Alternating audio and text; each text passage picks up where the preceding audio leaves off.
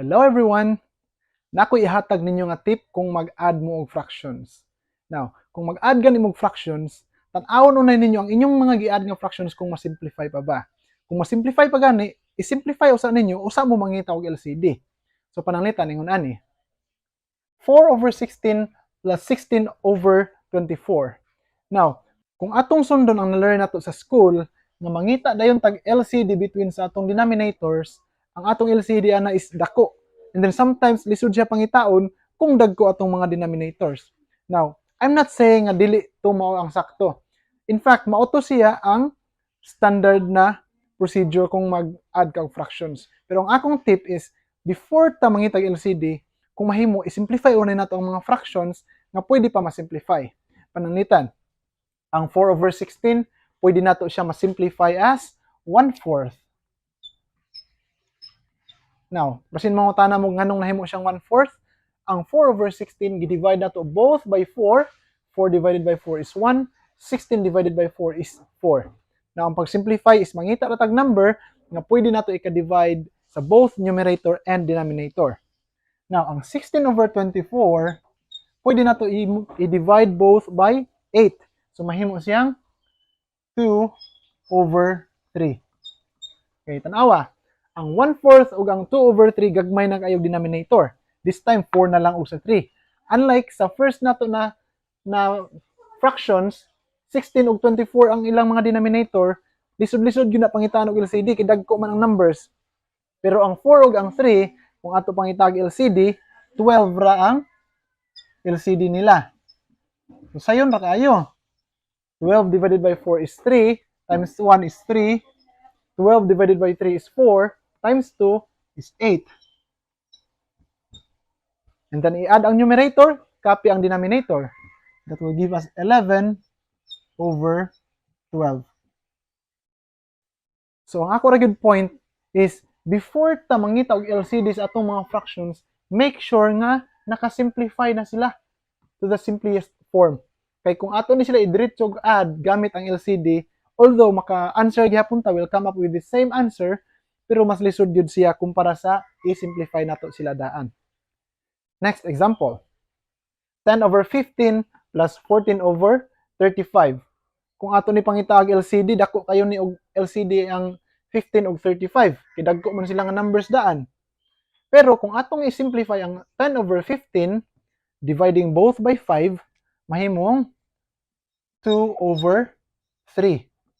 And then ang 14 over 35, pwede nato sila ma-divide both by 7, mahimong 2 over 5.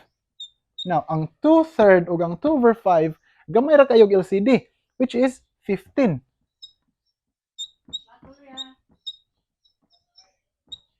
Kung kini pa ato gipangita og LCD, dili unta 15 ang LCD nila.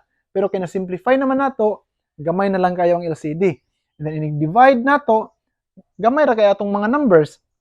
15 divided by 3 is 5, times 2 is 10.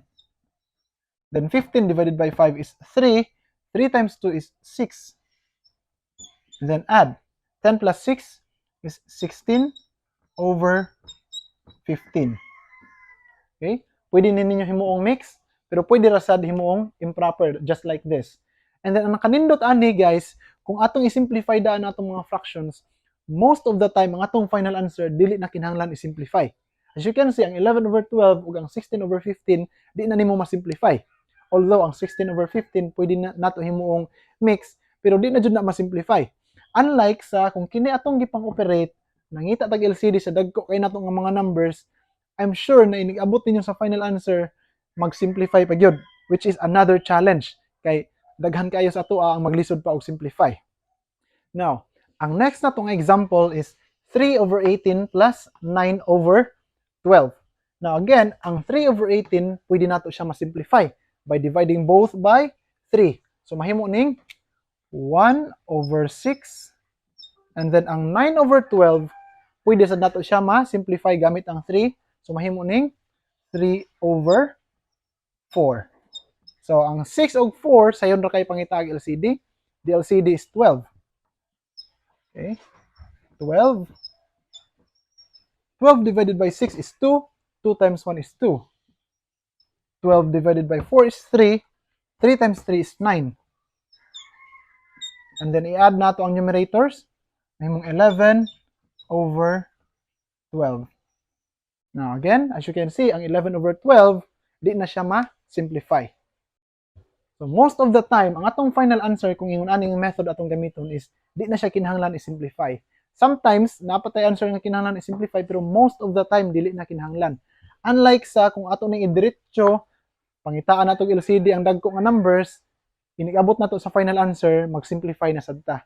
Another challenging na part kung mag-operate ta og fractions. So, I hope na na-understand ninyo, and then I hope na magamit ninyo kay importante kayo ni. It will work all the time, bisan pa ngadto sa higher mathematics, pwede na nato gamiton.